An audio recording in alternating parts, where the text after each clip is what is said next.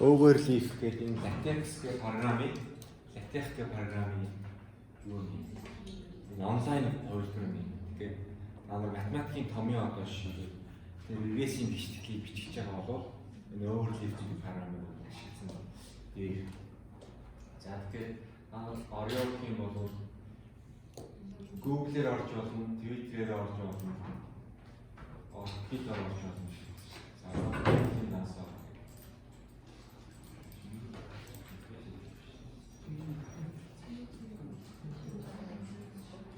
за би ингээд орчих юм тийм. Overleaf орох юм бол ингээд үндсэндээ хийж байгаа ажлууд чинь болохоор онлайнаар байж байгаа тэгээд ном бичиж байгаа бол скол CV бичиж байгаа бол ингээд маш олон юм темплейттэй тэгээд өөрөөгөө ашиглаж бичиж байна. За би шинээр new project бичиж байгаа. Магадгүй би энэ пост гэж яг нэг формат байна. Пост гэж presentation. Presentation. Яг нэг формат байгаа за тэгээд дугаар юм. Сайн.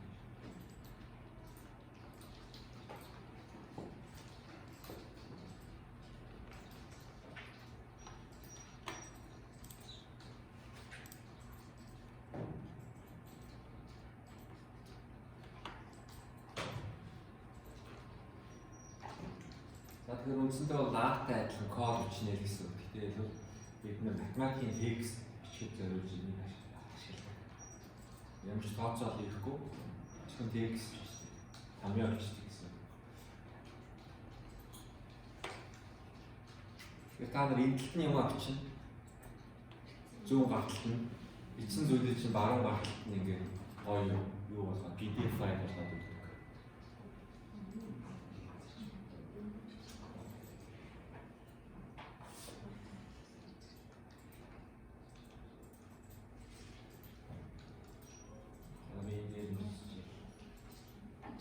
Дээрээ би тайм хашиж юу чадахгүй байгаа чинь дээр чи тэнцүү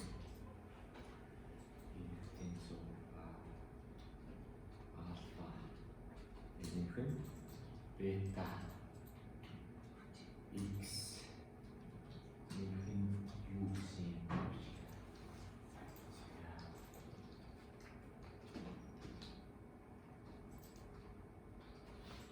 чи яах вэ? Хоёр л дараа санаж байгаа юм байна. Дахиад нэг багаар юм. Тэгээд багаар юм. Энэ хоткий юм гэдэг юм. Ингээд шилхаа.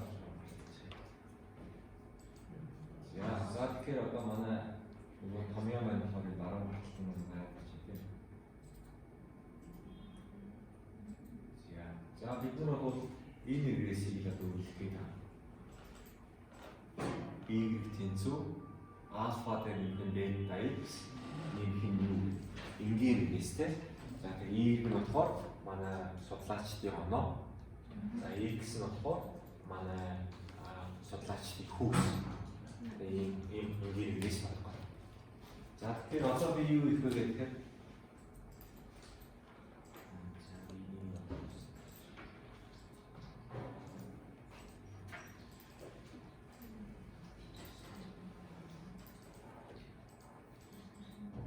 тэгэхээр би хичээлийн хуудас руу очоод хичээлийн судалгааны ажлын хуудас руу очоод тэгээд research хийсэхтэй. Тэгэхээр Монгол эдийн засгийн шансаа гэсэн зүйлийг бид ашиглаад байгаа шүү дээ. Тэгэхээр энэ дээр 3 файл байна. Тэгэхээр би 3-ыг даунлоод хийн. Датаг би даунлоод хийн. Даунлоод хийж show даунлоод. За дараа кодыг би бас даунлоод хийн. Show download. За даунлоод JL гэсэн Excel файлыг би бас даунлоод хий. Ингээд дахиад нэг даунлоод хийх юм байна те. Даунлоод хийнэ. За одоо энэ даунлоод хийсэн файлуудаа би ашиглах гэдэг те. За тэгэхээр би одоо өөрийнхөө documents гэдэг фолдер дээрээ жишээлбэл би шинээр фолдер үүсгэж. Ингээд би com болгоно гэсэн. Тэгээ энэ хичээл дуусныхаа дараа та нар энэ фолдерыг өөрийнхөө мэйл рүү мэйлчж болно шүү дээ. Тэгэхээр дараа нь та нар энийг ашиглах боломжтой. За тэгээ энэ код юу нэр хоосон тийм. За одоо би нөгөө татаж авсан 3 файлаа энэ фолдер руу хуулчих. За тэгэхээр энэ дээр за ингээд download disk маань байж байна. За би тэгэхээр саяны дутаж авсан нөгөө 3 юм контрол авчгаа сонгож байгаа. За Ctrl C дараа хуулж аваад за нөгөө фолдер руу оруулж. За тэгээ миний компьютер дээр icon 704 кодтай байгаа гэсэн үг тийм. За одоо тэгээд энэ 2 Excel файл 3 төрлийн файл байгаа юм байна шүү дээ тийм. Нэг нь болохоор Excel 2010, нэг нь болохоор Excel 97. Нэг нь болохоор ranking гэдэг энэ R-ын файл.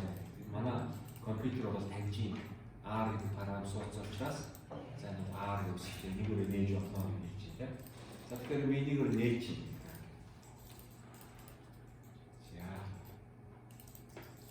За тэгэхээр одоо манай R-ын код нь нээжчихлээ.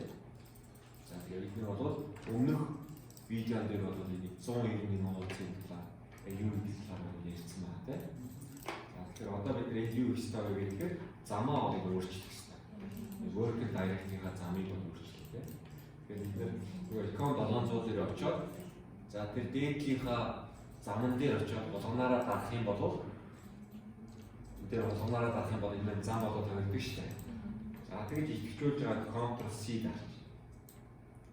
За тэгээ энэ дээр шинэ зам дээрээ хоёр тодорхойлох тэмдгийн дотор саяныхаа замаа хуулж шин.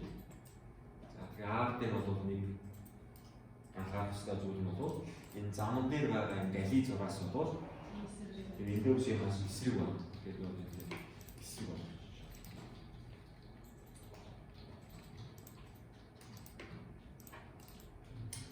За тэгэхээр одоо манай энэ код маань бол өвдөд ийм болж тааж байгаа шүү дээ. Өмнөхөөсөө зөвхөн зам нь өөрчлөгдсөн тийм. Эхнийхэн зам нь өөрчлөгдсөн. За тэгээд бид нар бол ийм кодыг түрүүний хичээлээр бүгднийг ажиллуулж үзсэн шүү дээ. Энэ код бол ажиллаж явах хэрэгтэй. За тэгээд би ажиллуулаад үзэхдээ бол бүгднийг ажиллуулахдаа би source дээр нь хатдаг тийм. За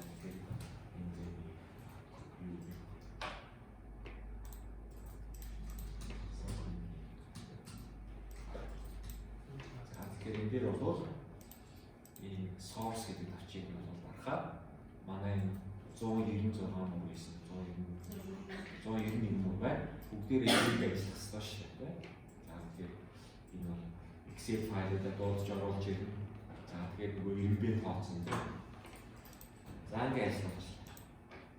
За тэгэхээр бидний үр дүн бол ингээд гараад ирлээ. Үр дүн нь болохоор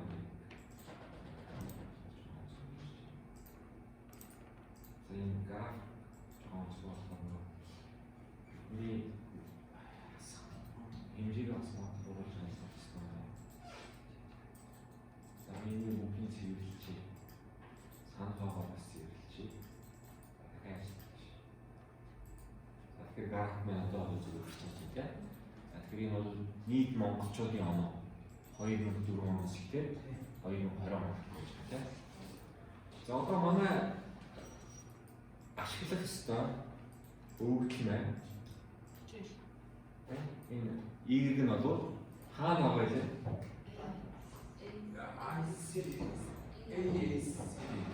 Одоо энэ дотор ямар объект дотор байгаа вэ? AIC 371 гэдэг үү? Дата дотор гэж юм тийм үү? Дата нь 109 үзэгдэлтэй. Энэ дотор байгаа юм.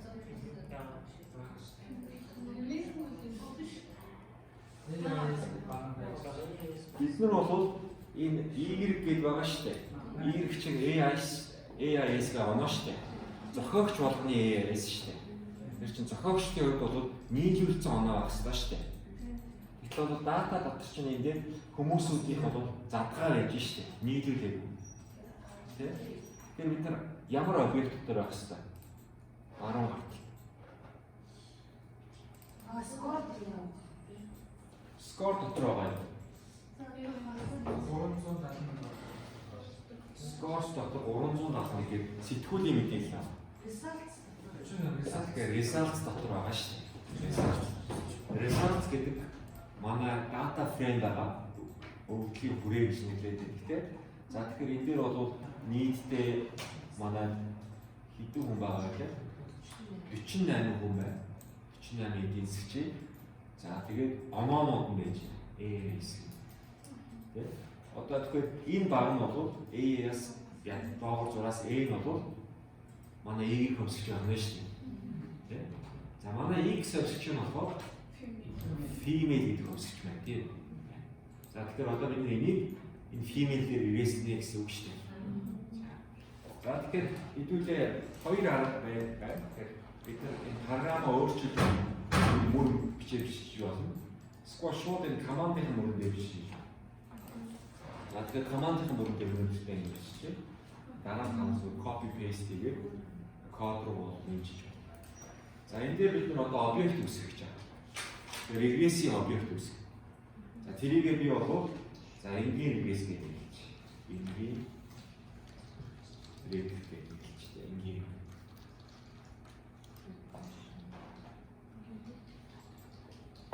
За та нар хоцрох юм бол хэлээ. Бид хамтдаа явна шүү дээ. За энгийн regress гэж тийм. За тэгэхээр энэ объекттой одоо би утга өгнө. За тэгэхээр утга өгөхдөө бол за сум зурчих. Энэнд бол дараах байдлаар утга өгнө. За энгийн regress-ийн command нь юу? ALM. За ALM нь болохоор linear M нь болохоор модель. Шугам модель, шугам зам гэж хэлэх юм шүү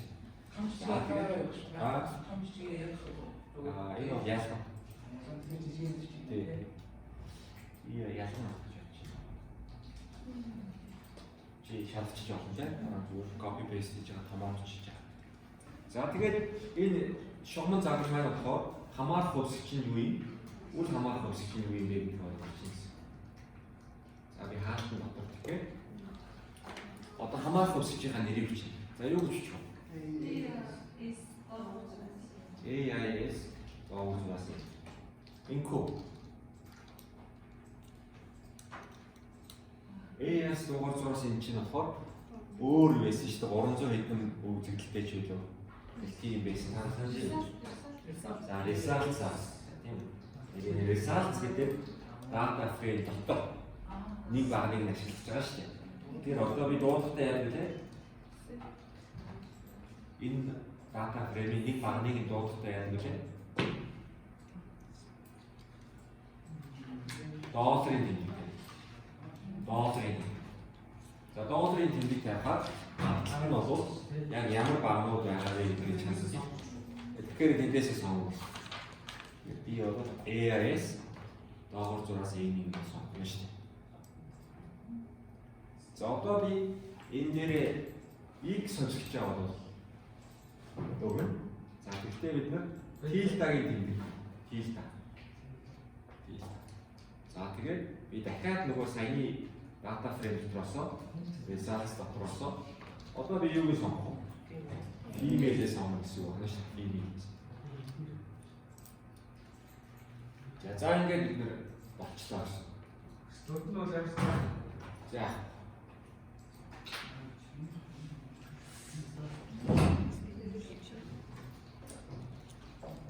За гэсэн жаалтаа авчихсан шүү. За юу гэж юм харъя.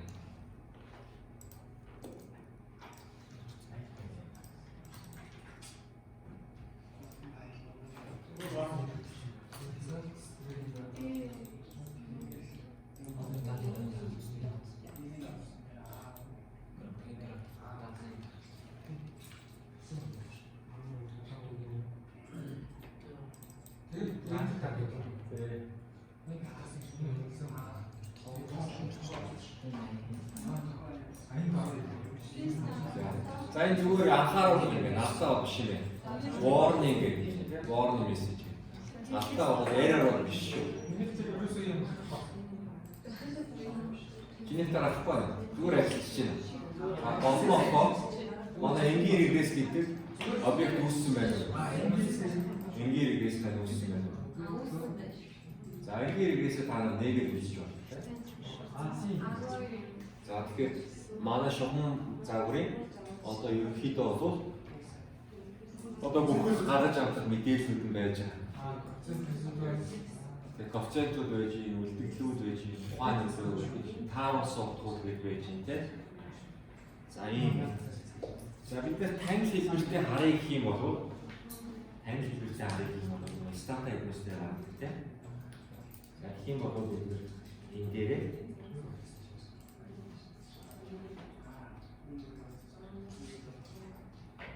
summary гэж байна. Summary. За тэгээ саяныхаа объектийнхаа нэрийг энгийн регресс гэх. За одоо объектийн нэрийг болж байна те. Тэгээ инфрейд. За тэгээ яаж та.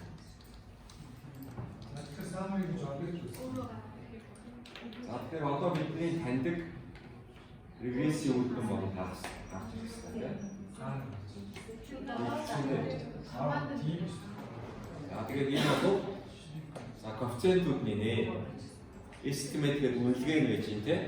Огтлогчийн үнэлгээ бол байж юм.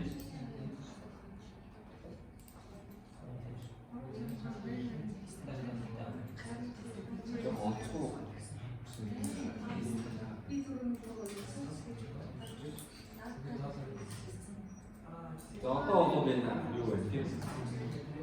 Би танд хэлчихлээ шүү дээ. За тэгээ манай юу байна бэ? Коэффициентүүд гэж байж байна. За манай үнэлгээ стандарт алдаа T утга. За тэгээ манай коэффициент ихтэй хэцүү байх маань байж тийм. За тэгээ огтлогч байж байна. За results female гэдэг хувьсгчийг өмнөх коэффициент тавьж байна. За тэгээ дөрөвнийх дээр бол бид нар харахаар 168 гэж хэлжсэн тийм. Тэгэхээр энэ дээр бол өөр 363 байна. Огтлогч бол 280. Би нөгөө дата тийм тийм. Тэгээд тус үрийнх нь болсон байна. Зохиогчдоор нийлүүлээ гэсэн тийм. За энэ коэффициент юу ямар утгатай вэ?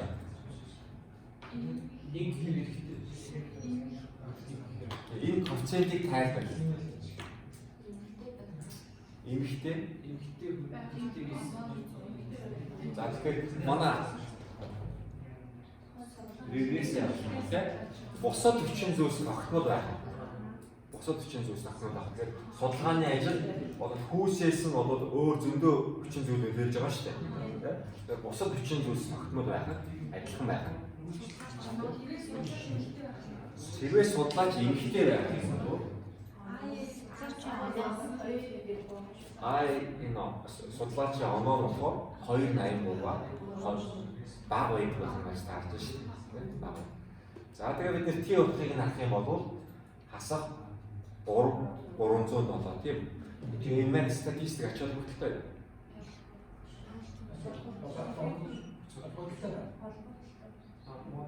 Ач холбогдолтой гарч байна. Зарим нь ач холбогдол гэж хэлдэг. Найс нь ач холбогдолтой гарч ирж байна. Яагаад гэвэл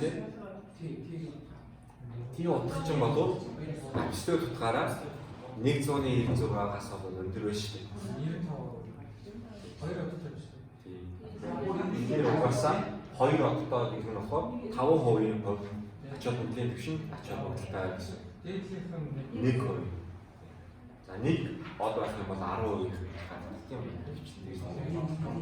Энэ доор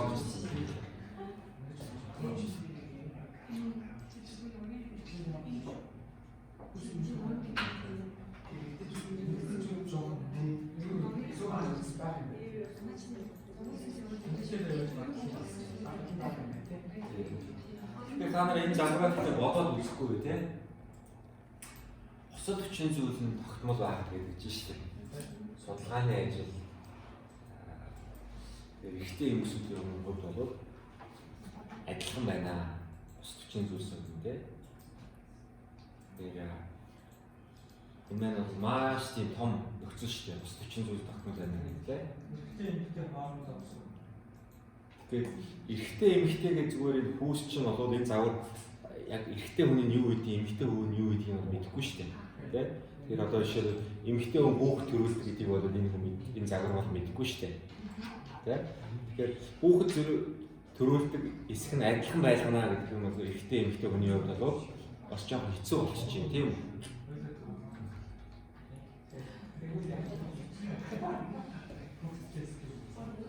Яа, за ихний юм болохоор ийм болчихлаа. Игвэр гэсэн. Яг энийг хатаад нэг юм яах вэ? After contest in ranking contest дээр чинь тэ кодо саяныхаа одоо мөрөн дээр байна шүү дээ. Мөрөн дээр очоод дөрөв сум байдаг шүү дээ. Дээшээ доош хажуу тишээгээ. Дээшээ сумнуудыг ингээд гаргах юм бол та нэгдсэн командууд чинь нэг нэгээр ингээд гаргах. За тэгэхээр би одоо шинэ та нар байсан бол энэ нэрээс яаж өнгөснийг бол копи хийж байгаа. Энэ дээр хуул. За тэгэхээр би нэг контент лист хадгална гэсэн үг байна шүү дээ. За дараа нь би болохоор summary гэдэг юм бас яг дуулаад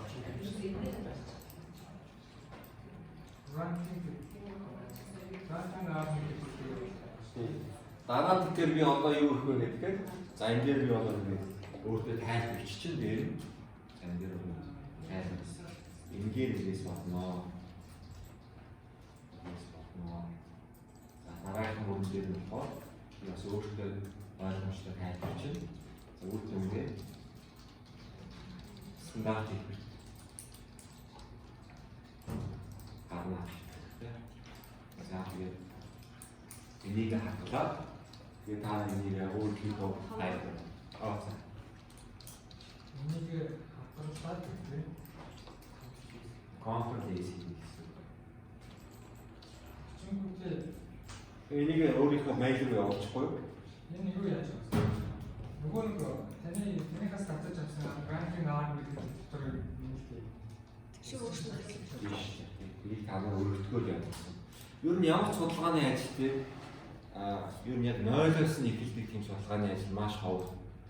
Ер нь бол ялангуяа одоо нөгөө шинжлэх ухааны хөгжлийн түвшин нэлээд өссөн байгаа тохиолдолд бид нэр заавал нөгөө өмнөх хүмүүсийн кодыг өөрчилж авдаг. Өөртөө явж гэсэн. Англи хэлээр байдаг юм.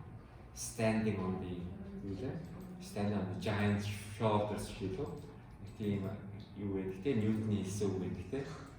Өмнөх хүмүүсийн мөрөн дээр гიშиж явдаг.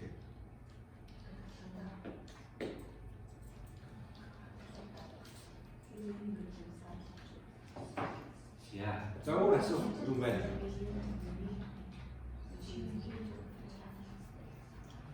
За тэгэхээр бидний бол хугацаа бол ингээд дуусчлаа шүү дээ. За тэгэхээр хоёрдугаар даалгаврыг би танарт гэрийн даалгавар болгож өгч байна. Тэгэхээр та нар тэрийг өөрсдөө одоо Google дээр хамгийн сайн багш чинь бол Google. Тэгээд дээр ингээд Нөгөө юунаас одоо өсгөж байгаа.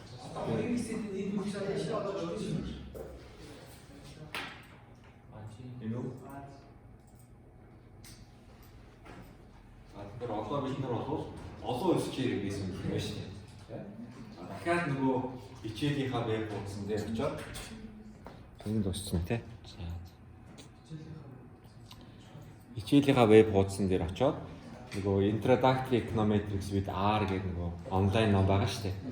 Тэрэн дээр одоо олон өсчээр регрессийг яаж үнэлэх вэ гэсэн хэсэг байна. Тэн дээрээс нь та нар кодыг нь хуулж аваад ашиглана гэсэн үг байна шүү дээ. Өөр асуулт байна уу? Өөр асуулт авахгүй тий.